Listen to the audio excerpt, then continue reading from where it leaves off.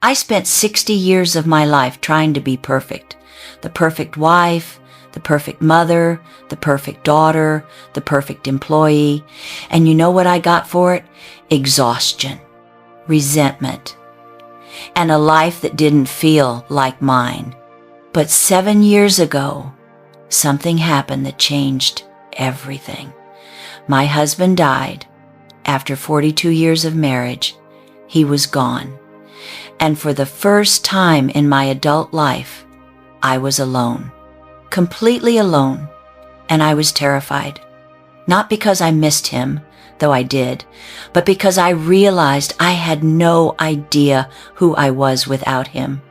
I had spent my entire life being someone's something, someone's wife, someone's mother, someone's helper. But who was I? What did I actually want? What made me happy? I couldn't answer those questions, and that scared me more than anything. Let me take you back. When I was 22, I got married. It was 1968. Different times, you understand. Women didn't have the choices you have today, or at least we didn't think we did. My mother told me, a good husband is all you need. Everything else will follow. So I married him, a nice man, a good provider, and I became the good wife. I cooked, I cleaned, I raised the children, I supported his career, I smiled when I was supposed to smile, I stayed quiet when I was supposed to stay quiet. And the thing is, I wasn't unhappy. Not exactly. I loved my children. I enjoyed parts of my life. But there was always this voice in the back of my head asking, is this it? Is this all there is? I ignored that voice for 40 years. When I was 35, I wanted to go back to school. I'd always loved literature. I dreamed of teaching.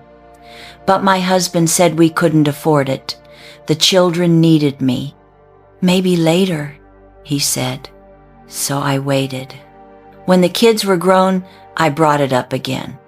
But then he was thinking about retirement. We'd need to help with his parents, maybe in a few years. So I waited again. When I was 55, his parents had passed. I thought, now it's my turn. But our daughter got divorced. She needed help with the grandchildren. How could I think about myself when my family needed me? So I waited. Again. And then, at 71, he died. And there was nobody left to wait for. Here's what nobody tells you about being a woman, especially a woman of my generation. We were taught that self-sacrifice was noble, that putting everyone else first made us good, that our worth came from how much we gave, not from who we were. And it's a lie, a beautiful, terrible lie. 'Cause here's the truth I learned too late. You can't pour from an empty cup. You can't love others fully when you don't love yourself. You can't give everything away and expect to have anything left. I gave and gave and gave. And when my husband died, I looked in the mirror and I didn't recognize the woman staring back at me. She looked tired, she looked old, she looked sad, and she looked like a stranger. The first year after he died, I was lost. I'd wake up with nothing to do, no one to cook for, no one to serve. For 60 years, my identity had been wrapped up in other people. But then something happened. About 18 months later, I found a letter he'd written before we married. In it, he talked about my intelligence, my curiosity, how he couldn't wait to see what I would accomplish. I sat on the floor, holding that letter, and I cried because that girl he'd fallen in love with, I'd buried her. Not all at once, but slowly over the years, I'd put her dreams aside. I told myself I was being selfless, but really, I was disappearing. That's when I made a decision. I was 72 years old, and I decided it wasn't too late. I enrolled in community college, literature classes, art history, philosophy, things I'd always wanted to study. I was the oldest in my classes, but I didn't care. For the first time in decades, I felt alive. I started traveling. Small trips at first, places I'd always wanted to see, and it was wonderful. I started saying no. This was hardest. My children would call. Sorry, I have plans. My friends would invite me to things I didn't want to do. No, thank you. And you know what? The world didn't end. People adjusted, and I felt lighter. I'm 78 now, and I finally know who I am. Not somebody's wife, not somebody's mother, just me, a woman who loves literature and art, who enjoys her own company, who travels when she wants, who says no when she means no and yes when she means yes. But here's the heartbreaking part. I wasted so much time. 60 years of my life I spent being who I thought I should be instead of who I wanted to be. 60 years of putting myself last. 60 years of shrinking myself to make room for everyone else. And I can never get those years back. So let me tell you what I wish someone had told me when I was 20, when I was 30, when I was 40. You are not selfish for having dreams. You are not selfish for wanting things for yourself. You are not selfish for saying no. You are not selfish for taking care of yourself first. You think you have all the time in the world. You think, I'll do it later, after the kids are grown, after I retire, when things calm down. But things never calm down. There's always another reason to wait. Another person who needs you, another obligation. And before you know it, you're 70 years old and you've never lived for yourself. Not once. Don't make my mistake. Don't wait for permission to live your own life, because that permission will never come. Nobody's going to tell you it's okay to be yourself. Nobody's going to say, now it's your turn. You have to take it. You have to claim it. If you want to go back to school, go. Don't wait until your kids are older or your schedule is clearer. Do it now. If you want to change careers, change. Don't wait for the perfect moment or until you've saved enough money or until everyone approves. Do it now. If you're in a relationship that makes you feel small, leave. Don't stay because you've already invested so much time or because you're afraid of being alone or because you think it's too late to start over. It's not too late. It's never too late. Your life is not a practice run. This is it. This is the only one you get. And every day you spend living for someone else is a day you're not living for yourself. I know what you're thinking. But what about my family? What about my responsibilities? What about being a good person? And I'm telling you, you can be a good person and still have boundaries. You can love your family and still have your own life. You can fulfill your responsibilities and still pursue your dreams.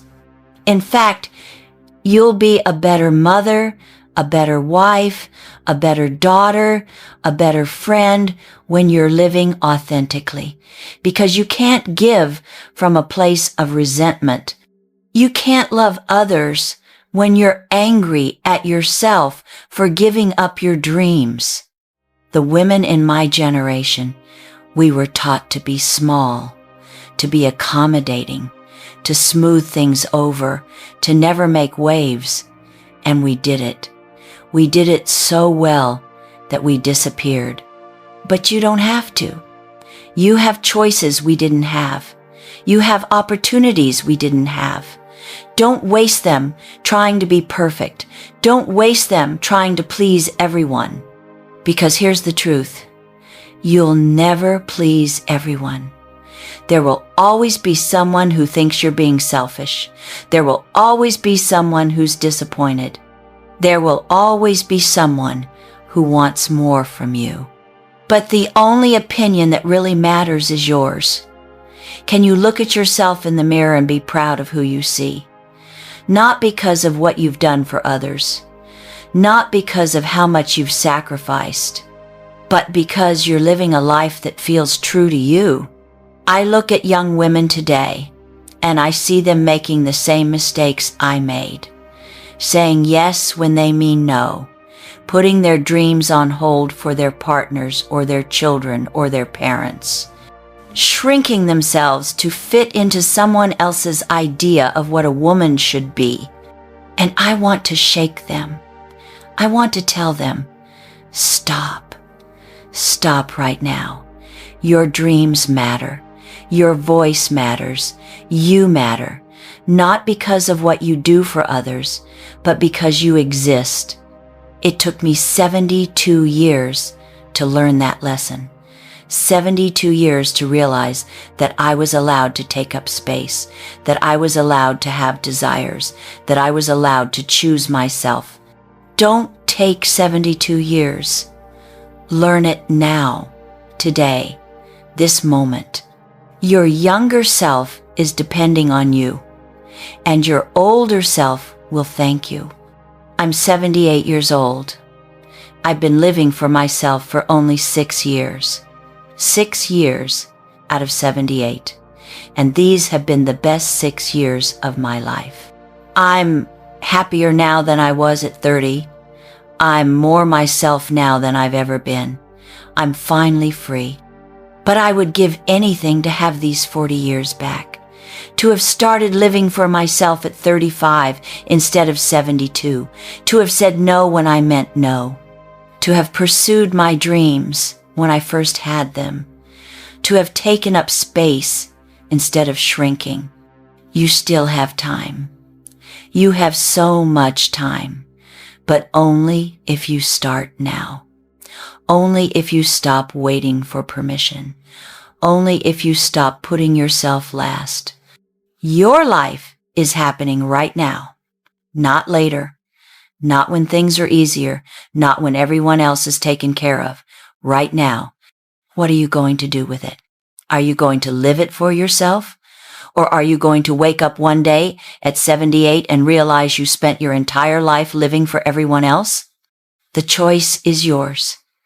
But make it now, because time doesn't wait, and neither should you. If this resonates with you, I hope you'll share it. Not for me, but for every woman who needs to hear this. Every woman who's putting her dreams on hold. Every woman who thinks she's being selfish for wanting more.